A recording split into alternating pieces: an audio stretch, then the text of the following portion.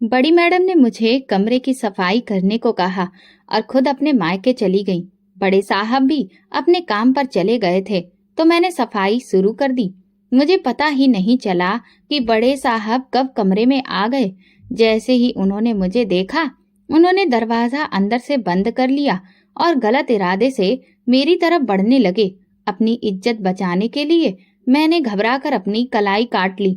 मुझे लगा कि मैं मर जाऊंगी, लेकिन जब होश आया तो मैंने देखा कि घर में सभी लोग रो रहे थे। मैं उठकर बैठी और सामने देखा कोई डेड बॉडी रखी हुई थी। जैसे ही मैं उसके करीब गई, मेरी चीख निकल गई, क्योंकि वो डेड बॉडी मेरा ही था। गीले कपड़ों की टोकरी उठाकर मैं तेजी से छत की ओर बढ़ी। मैंने टोकरी नीचे रखी और इधर उधर ऋतिक को ढूंढने लगी। मैंने उसे पहले ही मैसेज कर दिया था कि मैं छत पर आ रही हूँ, लेकिन फिर भी वो कहीं नजर नहीं आया। मैं कपड़े तार पर डाल रही थी और साथ ही बगल वाली छत पर भी नजर डाल रही थी। तभी मैंने उसे अपनी ओर आते देखा। मुझे गुस्सा भी आया और खुशी भी हुई। वो छत के किनारे पर खड़ा हो गया तो मैं भी अपने कपड़े छोड़कर उसकी तरफ चली गई। कब से तुम्हारा इंतजार कर रही हूँ और तुम अब आ रहे हो, मैंने शिकायत की। ऋतिक मुस्कुराया और बोला, देर से ही सही, लेकिन आया तो हूं ना। वैसे आज छत पर आने का कोई इरादा नहीं था। क्यों, तुम्हारे पापा घर पर हैं? हाँ, और जब भी वो घर पर होते हैं तो उन्हें सारी गलतियां मुझ में ही नजर आती हैं। फिर मेरी क्लास लेने के बाद माँ की बारी आती है। अगर खाना पसंद नहीं आया तो सफाई में कोई ना कोई कमी निकालते हैं। मैं और माँ तो शुक्र मनाते हैं कि वो ज्यादातर घर से बाहर रहते हैं, वरना हमें हर वक्त परेशान ही करते। मैं उसकी बातें सुनकर हंस पड़ी। वैसे कभी आईने में खुद को देखा है? मैंने मजाक किया। वो झट से बोला, हीरो लगता हूँ, तभी तो तुम मुझ पर मर मिटी हो। मैं हंस पड़ी। हाँ, तुम सच में हीरो लगते हो। मैंने उसकी तारीफ की। उसे सुनकर उसने सीटी बजाई और फिर पूछा, इतने सारे कपड़े अकेले छत पर लाई हो? मैंने हाँ में सिर हिला दिया। वो गुस्से से बोला, तुम्हारी चाची सारा दिन आराम करती है, उन्हें बोलती क्यों नहीं कि तुम्हारी मदद करे? अगर मैं ये बात कह दूं तो घर में हंगामा मच जाएगा। मैंने हंसते हुए कहा, लेकिन उन्हें तुम्हारा ध्यान रखना चाहिए। उसकी ये बात सुनकर मेरा दिल तेजी से धड़कने लगा। इस दुनिया में कम से कम एक इंसान तो था जिसे मेरी परवाह थी। तुम्हारी नौकरी का क्या हुआ? वो उदास होकर बोला, एक दुकान पर बात हो गई है, कल से मैं जाऊंगा। मैं खुश हो गई, क्योंकि वो बहुत मेहनती था और अपनी नौकरी के लिए पूरा जोर लगा रहा था। जिस दिन मेरी नौकरी पक्की हो गई, उस दिन तुम्हें इस घर में नहीं रहने दूंगा। अम्मा को भेजूंगा कि वे तुम्हारा रिश्ता पक्का कर दें। मैं शर्मा गई, क्योंकि मैं भी उसके साथ शादी करने के सपने देखती थी। एक बार नौकरी लग जाए, फिर हम यहाँ से बहुत दूर चले जाएंगे और अपनी अलग एक दुनिया बसाएंगे, जहाँ पर कोई भी हमें रोकने टोकने वाला ना हो। उसकी बातें सुनकर मेरी आंखों में हल्की सी नमी आ गई। सच कह रहे हो ना ऋतिक?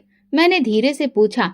वो मेरी आंखों में देखकर बोला, बिल्कुल सच, बस तुम दुआ करती रहो। जिस दिन अच्छी नौकरी लग गई, उसी दिन से तुम्हारी दुल्हन बनने के चांस पक्के हो जाएंगे। तुम्हें मुझ पर भरोसा है ना रश्मि? मैंने मुस्कुराते हुए सिर हिला दिया। वो बोला, मैं तुम्हें वो सब कुछ दूंगा जो तुमने अपनी जिंदगी में चाहा है। अपना घर, सुकून भरी जिंदगी, और हमारी दुनिया में कोई चाची नहीं होगी जो तुम्हें ताने दे। उसकी बातें सुनकर मेरी आंखों में उम्मीद की किरणें चमक उठी। मैंने ऋतिक को अपना सहारा मान लिया था। बस अब जल्दी वो दिन आए जब मैं चाची के घर से आजाद हो जाऊं। मैं और ऋतिक अपने भविष्य के सपने बुन ही रहे थे कि अचानक आंगन से चाची की तेज आवाज आई। मैं घबरा गई। जल्दी से ऋतिक को अलविदा कहकर दौड़ते हुए सीढ़ियां उतरने लगी। कैसी कामचोर लड़की हो तुम! सारा आंगन गीला पड़ा है और तुम छत पर आराम कर रही हो। कपड़े डालने में इतना वक्त लगता है? रसोई में बर्तन भी भरे पड़े हैं, खाना बनाना अभी बाकी है, लेकिन तुम्हारी सुस्ती खत्म होने का नाम ही नहीं लेती। चाची गुस्से में बोले जा रही थी और मैं सहमी हुई खड़ी थी। चाची, कपड़े बहुत सारे थे तो थोड़ा समय तो लगेगा ना, ऊपर से जवान भी चल रही है। एक तो काम चोरी, ऊपर से बहाने। ऐसी लड़कियों से बचे रहो। तुम जैसी लड़कियां तो 2 दिन में भी ससुराल में नहीं टिक सकती। ससुराल वाले निकाल कर बाहर फेंक देंगे। चाची की कड़वी बातें सुनकर मेरा दिल बैठ गया। अब खड़ी खड़ी मेरा मुंह क्या देख रही हो? फटाफट आंगन की सफाई करो और रसोई में जाकर बर्तन धोकर रात के खाने की तैयारी करो। तुम्हारे चाचा बस आते ही होंगे। मैंने चुपचाप सिर झुकाया और जल्दी जल्दी आंगन साफ कर रसोई में चली गई। काम करने के बावजूद हर बात पर डांट पड़ना मेरे लिए रोज की बात थी। कभी कभी तो मैं सोचती कि कम से कम माता पिता को इतनी जल्दी नहीं जाना चाहिए। माता पिता जैसे भी हो अपनी औलाद के लिए इतने कठोर नहीं होते, लेकिन जब वे नहीं होते तो बाकी रिश्तेदार जिंदगी को नरक बना देते हैं। मेरे माता पिता का बचपन में ही निधन हो गया था। ये घर मेरे माता पिता का था, लेकिन चाचा चाची इसमें आकर रहने लगे।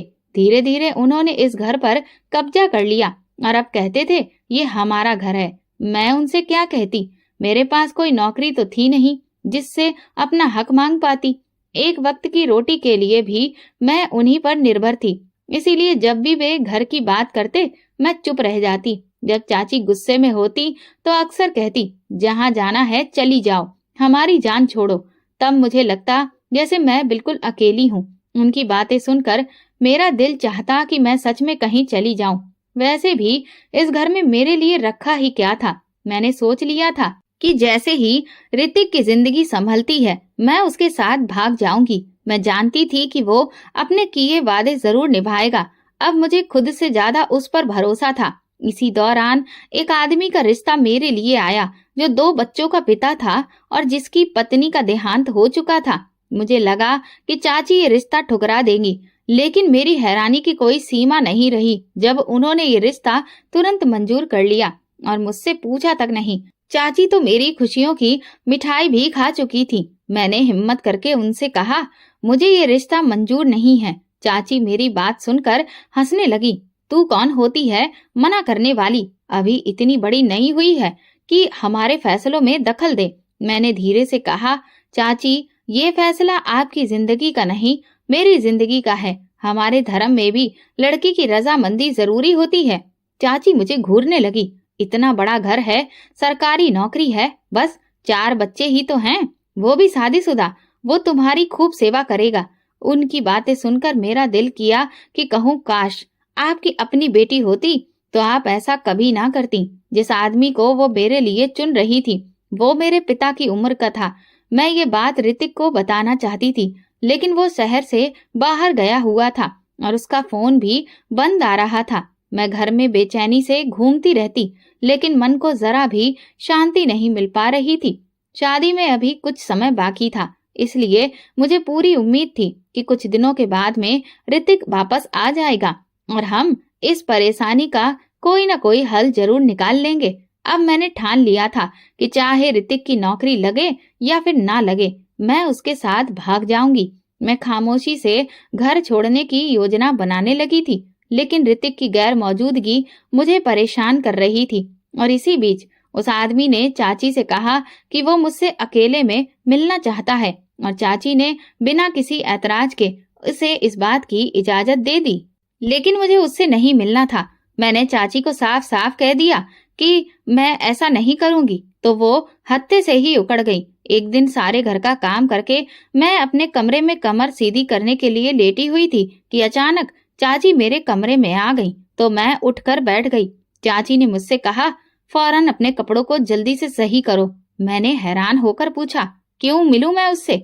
मैंने आपसे पहले भी कहा था मुझे उससे नहीं मिलना है और ना ही मैं उससे शादी करना चाहती हूँ। फिर आप मेरी मर्जी के बगैर ये सब कुछ क्यों कर रही हैं? चाची ने मेरी तरफ घूर कर देखा और फिर ताने कसने के लहजे में बोली तुम्हारी मर्जी यहाँ पर कोई मायने नहीं रखती, समझ गई तुम? अगर तुम्हारे जहन में कोई ख्याल भरा हुआ है तो उसे निकाल कर बाहर फेंक दो।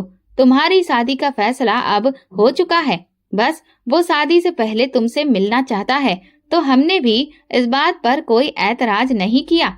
अच्छा है कि वो तुम्हें देख ले, इसमें कोई बुराई नहीं है। तो मैंने गुस्सा होकर चाची की तरफ देखा। इससे पहले कि मैं कुछ और कहती, चाची ने तेजी से कहा फौरन नीचे आओ, अब मैं तुम्हारी कोई भी बकवास नहीं सुनूंगी।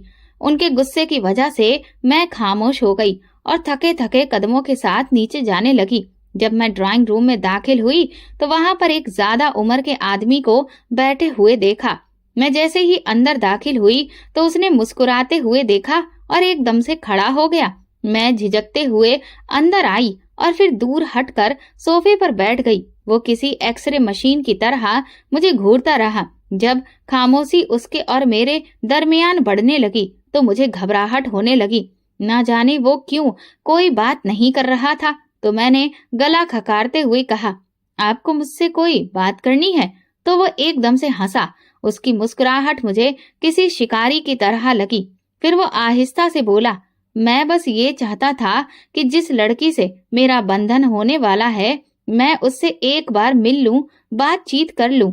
उम्मीद है आपको इस पर कोई ऐतराज नहीं हुआ होगा। मैंने नजर उठाकर नापसंदगी से उसकी तरफ देखा तो वो मुझे इग्नोर करते हुए बोला, मेरा बहुत बड़ा घर है, एक अच्छी नौकरानी है, मेरे 4 बच्चे हैं और वे सब शादीशुदा हैं।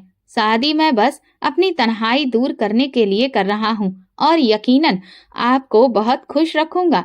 तो मैंने बिना किसी लाग लपेट से कहा, मैं आपसे बिल्कुल भी शादी नहीं करना चाहती। ना ही मुझे आपके बड़े घर से कोई मतलब है और ना ही आपकी तन्हाई दूर करने से। तो वो सर्द लहजे में बोला, लेकिन मुझे तो बताया गया था कि तुम्हें कोई ऐतराज नहीं है, बल्कि तुम्हारी चाची ने तो मुझे यकीन दिलाया था कि ये रिश्ता दोनों खानदान के लिए बहुत ही बरकत वाला होगा। उनकी इस बात पर ही मैंने भरोसा करते हुए हाँ कर दी थी, वरना मुझे रिश्तों की कोई कमी थोड़ी है। अगर तुम्हें ये रिश्ता मंजूर नहीं था तो तुम्हारी चाची ने तुम्हारी शादी के खर्चों के लिए मुझसे एक बड़ी रकम क्यों ली है? इस बात पर तो मैं हक्का बक्का होकर उसकी तरफ देखने लगी। मेरी शादी के खर्चे? मेरी तो कोई शादी हो ही नहीं रही है और आपने कितनी रकम मेरी चाची को दी है? तो वो बोला, मैंने 1 लाख रुपया तुम्हारी चाची को दिया है और ये कोई मामूली रकम नहीं है। इतनी रकम सुनकर तो मेरा दिल धक धक करने लगा और चेहरा सफेद हो गया। मैं समझ गई कि मेरी चाची ने मेरा सौदा इस शख्स के साथ कर दिया है।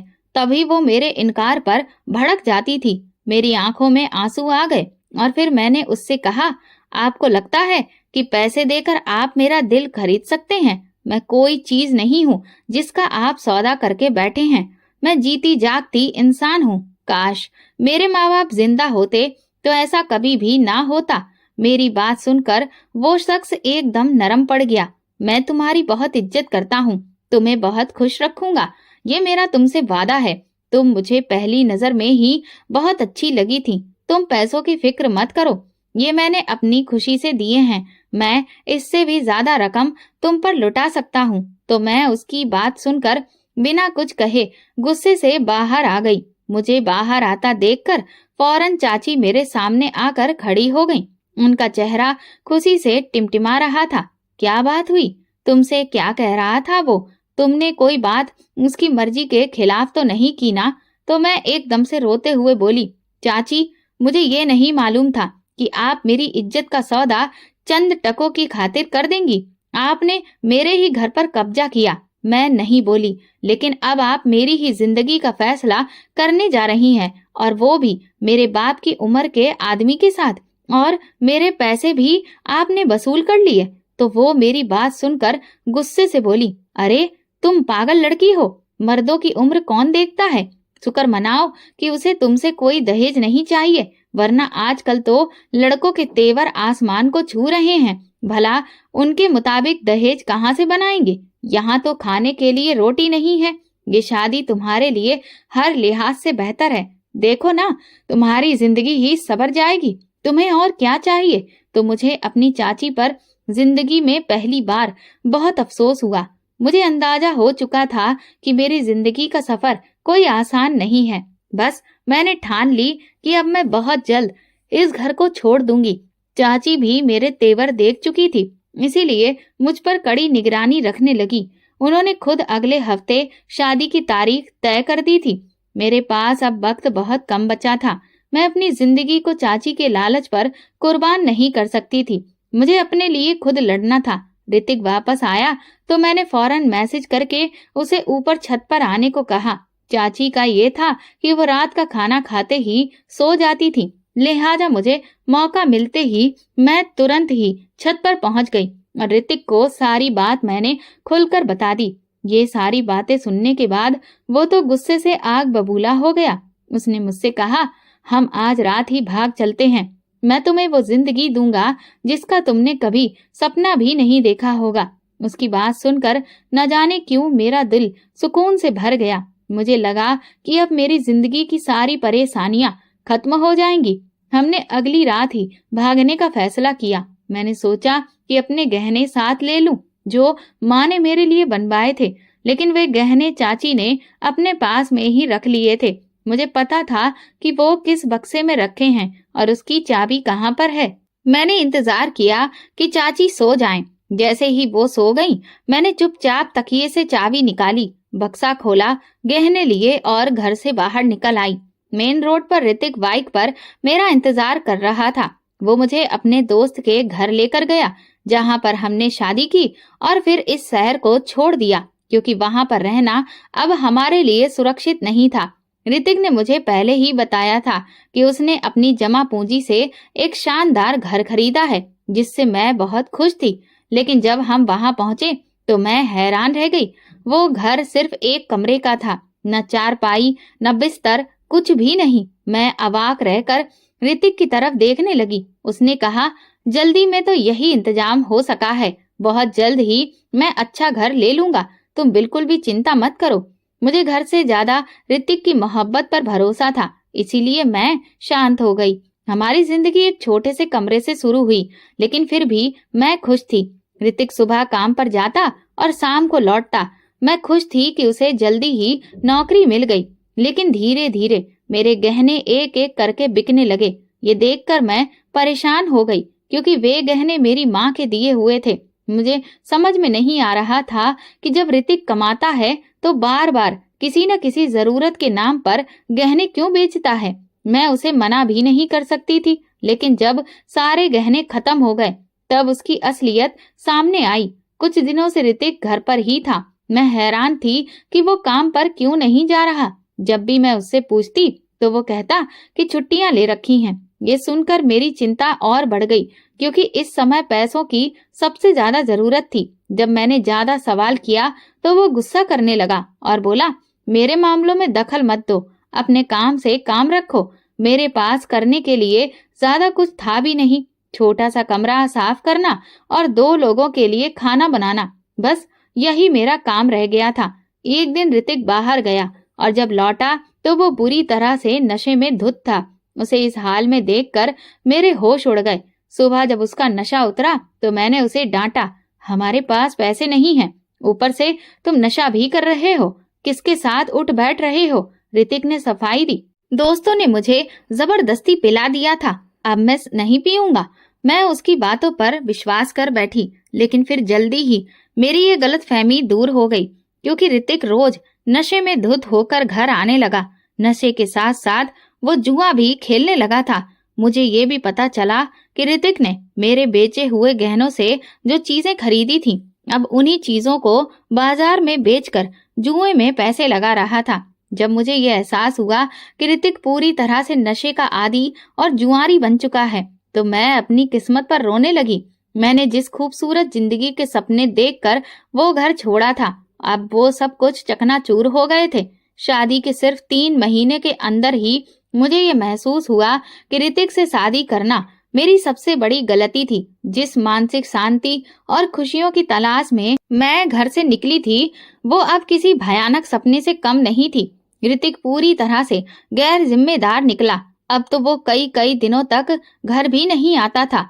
उसे इस बात की कोई परवाह नहीं थी कि जिस एक कमरे के घर में हम रह रहे हैं उसका हर महीने किराया भी देना पड़ता है। मैं चारों तरफ से परेशानियों में घिर चुकी थी। एक तरफ किराए की चिंता थी, दूसरी तरफ खाने पीने की समस्या और सबसे बड़ी चिंता थी ऋतिक। मुझे समझ में ही नहीं आ रहा था कि अब मैं अपनी जिंदगी को कैसे संभालूं, क्योंकि ये शहर और मोहल्ला मेरे लिए नया था। मैं कभी बाहर निकली ही नहीं थी और ना ही मेरी अभी तक मोहल्ले में किसी से जान पहचान हुई थी। मुझे समझ में नहीं आ रहा था कि बाहर जाकर ऋतिक के बारे में किसी से कैसे पूछूं। एक दिन मैं हिम्मत करके बाहर जाने वाली थी कि तभी ऋतिक घर आ गया। उसे देखकर मेरी जान में जान आई और मैं रोने लगी। वो थके थके कदमों से अंदर आया। उसकी आंखें सुर्ख थीं और कपड़े धूल से भरे हुए थे। उसे देखते ही मैं चीख पड़ी, ऋतिक तुम कहाँ थे?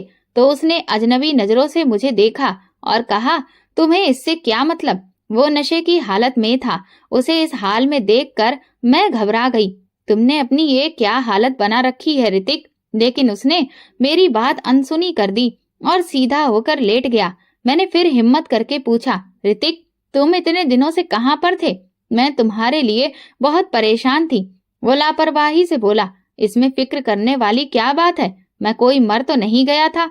उसकी बात सुनकर मेरा दिल बैठ गया। वो बहुत कमजोर लग रहा था। उसे देखकर मेरा दिल दुखी होने लगा। पता नहीं किन लोगों की संगत में था कि अब उसे ना तो अपनी जिंदगी की परवाह थी और ना ही मेरी। मेरी आंखों से आंसू बहने लगे और तभी उसने गुस्से से मेरी तरफ देखा और कहा, हर वक्त रोने मत बैठा करो। इसी वजह से मैं घर पर नहीं आता हूँ। मुझे तुमसे सख्त चिढ़ हो गई है। उसकी बात सुनकर मुझे झटका लगा। ये वही इंसान था जो मेरी आंखों में हल्की नमी भी देख लेता था तो बेचैन हो जाता था, और आज जब मैं उसके सामने रो रही थी तो वो झुंझला रहा था। ऋतिक तुमने अपने साथ ये क्या कर लिया है? घर का किराया देना अभी बाकी है, खाने को भी कुछ भी नहीं है, पैसे भी खत्म हो चुके हैं। पता नहीं तुम नौकरी कर भी रहे हो या नहीं। तो उसने लापरवाही से जवाब दिया, अगर तुम्हें इतनी ही फिक्र है तो तुम नौकरी कर लो, मैंने तुम्हें मना थोड़ी किया है। उसकी बात सुनकर जैसे मेरे पैरों तले से जमीन खिसक गई। मैं इस ऋतिक को नहीं पहचानती थी। ये वो इंसान नहीं था जिसने मुझे खूबसूरत जिंदगी का सपना दिखाया था। उसकी बेरुखी देखकर मैंने उसे याद दिलाया, मैंने तुम्हारे वादों पर भरोसा करके अपना सब कुछ छोड़ दिया था, लेकिन अब तुम मेरे साथ ये क्या कर रहे हो? तुम्हें कुछ दिखाई नहीं दे रहा? मैं रोते हुए उसकी तरफ देख रही थी, लेकिन वो चैन से सो रहा था। अगली सुबह जब मैं उठी तो ऋतिक पहले ही घर से जा चुका था। कई दिन बीत गए लेकिन वो वापस नहीं आया। मैं बहुत परेशान हो गई। ये पहली बार नहीं था, इससे पहले भी वो कई कई दिनों तक घर पर नहीं आता था। लेकिन इस बार दिक्कत ये थी कि महीने की पहली तारीख नजदीक थी और मेरे पास 1 रुपया भी नहीं था जिससे मैं किराया चुका सकूं। मकान मालिक अच्छे इंसान थे, लेकिन बार बार किराया देर से देने की वजह से अब वे भी नाराज रहने लगे थे। मैं जानती थी कि अब की बार वे किराया लेने जरूर आएंगे, लेकिन इस बार मैं क्या बहाना बनाऊंगी? मुझे कुछ समझ में नहीं आ रहा था कि क्या करूं। मैं इन्हीं फिक्रों में थी कि अचानक रात में दरवाजे पर दस्तक हुई। मैंने सोचा कि ऋतिक आ गया है। जैसे ही मैंने दरवाजा खोला, सामने एक अजनबी आदमी खड़ा था। मैं घबरा गई और फौरन सिर पर दुपट्टा रखा। उसने कहा, अगर आप बुरा ना माने तो क्या मैं अंदर आ सकता हूँ? मुझे ऋतिक ने भेजा है। मैं उसकी बात सुनकर हैरान रह गई और तुरंत पूछा, ऋतिक कहाँ है? वो बोला, अगर आप मुझे अंदर आने देंगी तो मैं आपको पूरी बात बता सकता हूँ। दरवाजे पर खड़े होकर बात करना ठीक नहीं होगा। मैंने थोड़ी हिचकिचाहट के बाद उसे अंदर बुला लिया। वो बोला, ऋतिक बिल्कुल ठीक है और उसने ही मुझे आपके पास भेजा है। मैं उसकी बात सुनकर और परेशान हो गई। फिर उसने जो कहा उसे सुनकर मेरे पैरों तले से जमीन खिसक गई। ऋतिक के पास पैसे नहीं थे तो उसने मुझे ऑफर दिया कि उसकी बीवी बहुत खूबसूरत है, मैं एक रात उसके साथ गुजार सकता हूँ, इसीलिए मैं यहाँ पर आया हूँ। उसकी बात सुनकर मैं कांपने लगी। मैं गुस्से से थरथरा उठी और चीख कर बोली, तुरंत निकल जाओ यहाँ से। वो गुस्से से बोला, ठीक है मैं चला जाता हूँ, लेकिन पहले मेरे पैसे दो, फिर जाऊंगा। मुझे बहुत गुस्सा आया। मैं चिल्लाई, जिससे जुआ खेला है पैसे भी उसी से ले लो, फौरन निकल जाओ, वरना मैं शोर मचाकर पूरा मोहल्ला इकट्ठा कर लूंगी, फिर तुम कहीं भी मुंह दिखाने के लायक नहीं रहोगे। वो पैर पटकता हुआ चला गया, लेकिन उसके जाने के बाद जैसे मेरी सारी हिम्मत टूट गई। मुझे ऐसा लगा कि जैसे शरीर से जान ही निकल गई हो। मैंने ऋतिक की हर गलती को सहन किया था। उसने मेरे गहने बेचे, वो नशेड़ी और जुआरी बन गया। कई कई दिनों तक मैंने भूखे रहकर गुजारा किया। देर से किराया देने की वजह से मकान मालिक के सामने मैं शर्मिंदा हुई, लेकिन फिर भी मैंने कभी भी ऋतिक से इतनी नफरत महसूस नहीं की थी। पर आज तो मेरा दिल और रूह ऋतिक से नफरत करने पर मजबूर थे। मैं उम्मीद से थी और इस हालत में भी उसे ये शर्म नहीं आई कि मैं उसके बच्चे की मां बनने वाली हूँ और वो मुझे इस हद तक गिराने की कोशिश कर रहा था। अरे लानत है उस पर।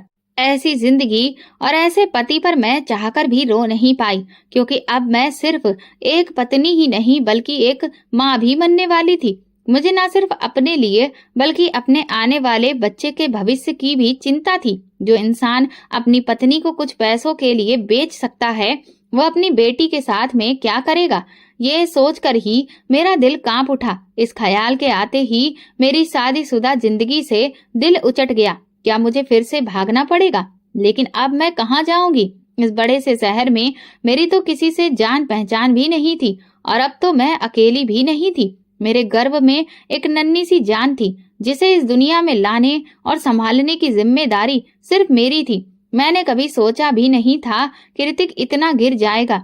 मुश्किल समय से निकलने के लिए उसने मेरी मोहब्बत का सौदा कर डाला। ये सोचकर मेरा दिल बहुत भारी हो गया था।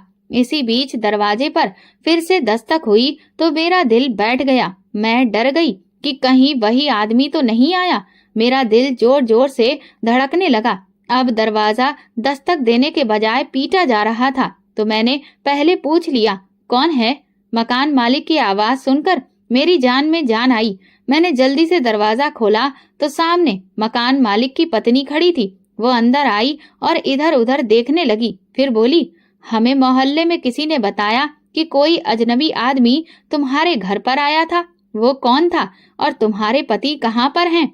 हमने उन्हें कई दिनों से देखा भी नहीं है। उनकी बात सुनकर मुझे बहुत शर्मिंदगी महसूस हुई, जैसे कि किसी ने बीच चौराहे पर मेरी इज्जत तार तार कर दी हो।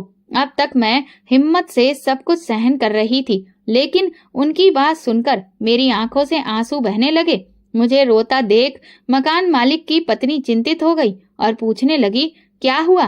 तुम क्यों रो रही हो? तुम्हारे पति कहाँ पर हैं? मैंने रोते हुए कहा, वो मेरा पति नहीं, एक हैवान है। फिर मैंने उन्हें सब कुछ बता दिया, कैसे मेरे पति ने जुए में हार कर मुझे अपने जुआरी दोस्त के हवाले करने की कोशिश की थी। ये सुनकर उनके होश उड़ गए।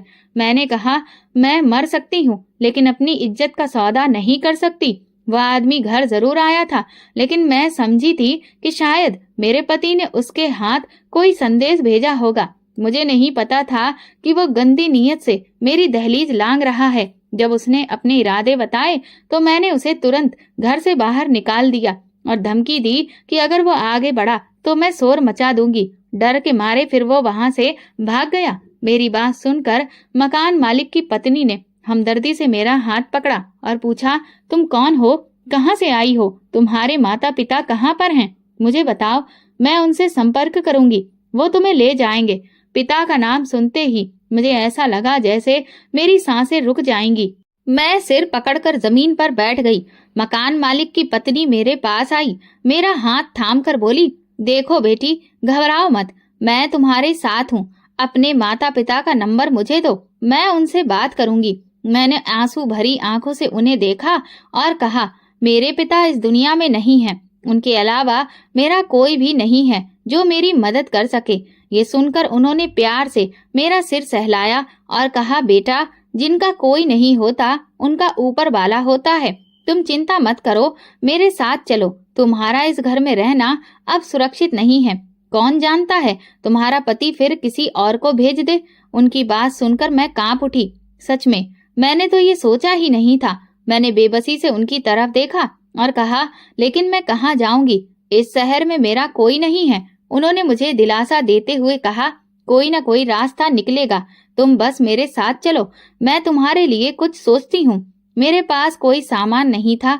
मैं उनके साथ चल पड़ी। अब मैं तय कर चुकी थी कि मैं ऋतिक जैसे आदमी के साथ और नहीं रह सकती। जो इंसान अपनी पत्नी की इज्जत की परवाह नहीं करता, वो अपनी बेटी की क्या परवाह करेगा। मकान मालिक के घर रहते हुए कुछ महीने बीत गए और फिर मुझे एक स्वस्थ और प्यारी बेटी हुई। इस दौरान ऋतिक ने एक बार भी आकर ना तो मेरी खबर ली और ना ही अपनी बेटी की। मुझे उसका कोई अता पता नहीं था, जैसे कि वो इस भीड़ भाड़ वाले शहर में खुद ही गुम हो गया हो। और जो लोग जानबूझकर खो जाते हैं, उन्हें भला कोई कैसे ढूंढ सकता है। अगर वो मुझे मिल भी जाता तो भी ऐसे पति के साथ रहना किसी खतरे से कम नहीं था। मैं अब उन लोगों पर बोझ नहीं बनना चाहती थी, इसलिए मैंने मकान मालकिन, जिन्हें मैं आंटी कहती थी, उनसे कहा कि वो मुझे कहीं पर काम दिलवा दें ताकि मैं अपना और अपनी बेटी का खर्च खुद ही उठा सकूं। उन्होंने बड़ी ही मोहब्बत से मेरी तरफ देखा और कहा, काश तुम पढ़ी लिखी होती तो मैं तुम्हें किसी घर में नौकरानी का काम करने के लिए ना भेजती। लेकिन रश्मि, एक बात हमेशा याद रखना, चाहे हालात कितने भी मुश्किल क्यों ना हो, अपनी बेटी को जरूर पढ़ाना ताकि वो आगे चलकर किसी भी परेशानी का हिम्मत से सामना कर सके। उनकी ये बात मैंने हमेशा के लिए अपने दिल में बसा ली। अगले ही दिन वे मुझे एक बहुत बड़े घर में काम दिलवाने के लिए ले गईं। ये एक शानदार कोठी थी। घर की बड़ी मालकिन मुझे अच्छी लगी, लेकिन मालकिन का व्यवहार बड़ा ही अजीब था। उनकी नजरें हमेशा मुझ पर टिकी रहती थी, जैसे कि कुछ कहना चाहते हो, लेकिन क्या, ये मेरी समझ से बाहर था। बड़ी मालकिन का सामाजिक दायरा बहुत बड़ा था, लेकिन बड़े साहब के बारे में कुछ अजीब सा एहसास होता था, क्योंकि वे दिन भर घर में बेवजह घूमते रहते थे। उनका रवैया बड़ा ही रहस्यमय था। जब बड़ी मालकिन घर पर होती तो वे सामान्य व्यवहार करते, लेकिन उनकी गैर मौजूदगी में उनका बर्ताव बिल्कुल बदल जाता। वे मेरे आसपास ही मंडराते रहते, बहाने से कुछ न कुछ खाने पीने के लिए मुझसे मंगाते रहते और जरूरत से ज्यादा दोस्ताना बनने की कोशिश करते। मैं पूरी कोशिश करती थी कि जब वे घर पर अकेले हो तो मैं उनसे दूरी बनाकर ही रखूं। एक दिन बड़ी मालकिन अपने मायके गई हुई थी, तो बड़े साहब ने घर के सारे नौकरों को छुट्टी दे दी। मैं भी अपने क्वार्टर में जाने ही वाली थी कि उन्होंने अचानक मुझे रोक लिया और कहा, मेरे लिए एक गिलास पानी ले आओ। उनकी बात सुनकर मुझे अजीब लगा, लेकिन मैं यहाँ पर नौकरी कर रही थी और इसीलिए उनकी बात मैं टाल नहीं सकती थी। मैं किचन में गई और पानी का गिलास लेकर जैसे ही बाहर आई तो उन्होंने मुझे आवाज दी, मैं अपने कमरे में हूँ, पानी यहीं पर ले आओ। ये सुनकर मैं घबरा गई, क्योंकि बड़ी मालकिन की गैर मौजूदगी में मैं उनके कमरे में जाने से बचती थी। मैं अब दुविधा में थी कि मैं क्या करूं। तभी उन्होंने दोबारा पुकारा। मैंने हिम्मत करके अपनी कमीज के अंदर एक छोटा सा चाकू छिपा लिया और कमरे की तरफ बढ़ गई। जैसे ही मैंने उन्हें पानी का गिलास दिया, उन्होंने जानबूझकर मेरे हाथ को छूने की कोशिश की। मैं तुरंत पीछे हट गई। क्या हुआ? डर गई? उनकी मुस्कान में छल कपट था, लेकिन मैंने चुप रहना ही बेहतर समझा और जल्दी से वहां से निकल गई। क्योंकि यहाँ मुझे अच्छी तनख्वाह मिल रही थी, इसीलिए मैं ये सब सहकर भी काम करती रही। कई बार मन किया कि बड़ी मालकिन को उनके पति के बर्ताव के बारे में बता दूं, लेकिन डर के मारे मैं चुप रही कि कहीं वे मुझे नौकरी से ही ना निकाल दें। ऐसे ही दिन बीतते रहे और बड़े साहब हर दिन अपनी हदें पार करने की कोशिश करने लगे। उनकी नजरें मुझ पर इस तरह गड़ी रहती जैसे कि वे मुझे कच्चा चबा जाएंगे। एक दिन बड़ी मालकिन की बेटी की डिलीवरी थी, तो वे बोली, मैं एक हफ्ते के लिए बाहर जा रही हूँ, तुम अपने काम में कोई भी लापरवाही नहीं करना। जैसे मेरा घर मेरी मौजूदगी में चमकता रहता है, वैसे ही मेरी गैर मौजूदगी में भी साफ सुथरा रहना चाहिए। मुझे तुम्हारी तरफ से कोई शिकायत नहीं मिलनी चाहिए।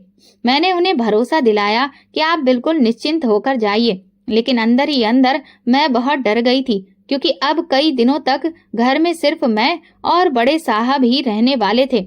बड़ी मालकिन के जाने के बाद मैं रोजमर्रा के कामों में व्यस्त थी। मुझे एहसास भी नहीं हुआ कि बड़े साहब कब चुपचाप मेरे पीछे आकर खड़े हो गए। अचानक जब उन्होंने मुझे पुकारा तो मैं डर कर उछल पड़ी। तुम मुझसे इतना डरती क्यों हो? वे प्यार भरी नजरों से मुझे घूरते हुए बोले। मेरा दिल चाहा कि मैं उनकी आंखें ही नोच लूं। तुम मुझे बहुत अच्छी लगती हो। उनकी अजीब बातें सुनकर मैं घबरा गई। मैं कमरे से बाहर निकलना चाहती थी, लेकिन उन्होंने तुरंत ही दरवाजा बंद कर दिया। मेरी सांसें तेज हो गईं। मैं 2 कदम पीछे हटी और कहा, बड़े साहब, आपने दरवाजा क्यों बंद किया? वो मुस्कुराते हुए बोले, तुम डर क्यों रही हो? मैंने तुम्हें कुछ कहा तो नहीं है? फिर वो धीरे धीरे मेरी ओर बढ़ने लगे और मैं पीछे हटने लगी। इससे पहले कि वो मेरे और करीब आते, मैं तेजी से दरवाजे की ओर भागी, लेकिन जैसे ही दरवाजे का हैंडल घुमाया, मुझे एहसास हुआ कि दरवाजा लॉक हो चुका है और चाबी उनके पास है। मैं घबरा गई और जोर से चिल्लाई, दरवाजा खोलिए वरना मैं शोर मचा दूंगी। वो जोर से हंस पड़े, जरूर चीखो, लेकिन तुम्हारी आवाज कोई नहीं सुनेगा। उनकी बात सुनकर मेरी घबराहट और बढ़ गई। मैंने उन्हें धक्का देने की कोशिश की, लेकिन उनकी पकड़ मजबूत थी। किसी तरह खुद को छुड़ाकर मैं कमरे के कोने की तरफ भागी। मेरी सांसें तेज हो गई थीं, दिल तेजी से धड़क रहा था। अब तुम्हें बचाने कोई नहीं आएगा। उनकी आवाज में मक्कारी झलक रही थी। मेरे पास और कोई रास्ता नहीं था। मैंने झट से तेज धार वाले ब्लेड से अपनी कलाई काट ली। मेरा सिर चकराने लगा, लेकिन आखिरी ख्याल मेरी बेटी का आया, पर मैं अपनी इज्जत पर समझौता नहीं कर सकती थी। धीरे धीरे मेरी आंखों के सामने अंधेरा छाने लगा। ये तुमने क्या कर दिया? बड़े साहब घबराकर चिल्लाए, लेकिन तब तक मेरी चेतना खो चुकी थी। जब मुझे होश आया तो घर में रोने की आवाजें आ रही थी। मैं हड़बड़ाकर उठ बैठी। पहले तो मुझे कुछ भी समझ में नहीं आया। मेरी बेटी पास में आराम से सो रही थी, जिसे देखकर मैंने राहत की सांस ली, लेकिन रोने धोने की आवाजें लगातार ही आ रही थीं। मेरे कटे हुए हाथ पर इस वक्त पट्टी भी बंधी हुई थी। क्या हुआ?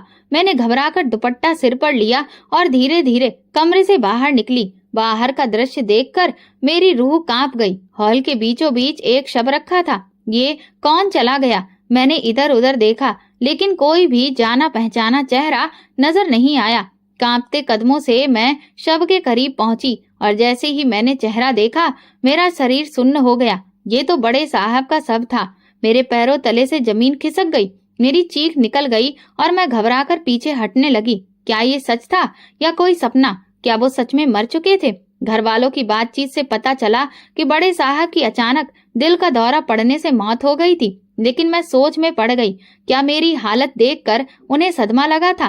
क्या ये कुदरत का इंसाफ था? शव जा चुका था। मैं अपने कमरे में गुमसुम खड़ी थी कि बड़ी मालकिन ने मेरे कंधे पर हाथ रखा। उनका चेहरा गम में डूबा हुआ था।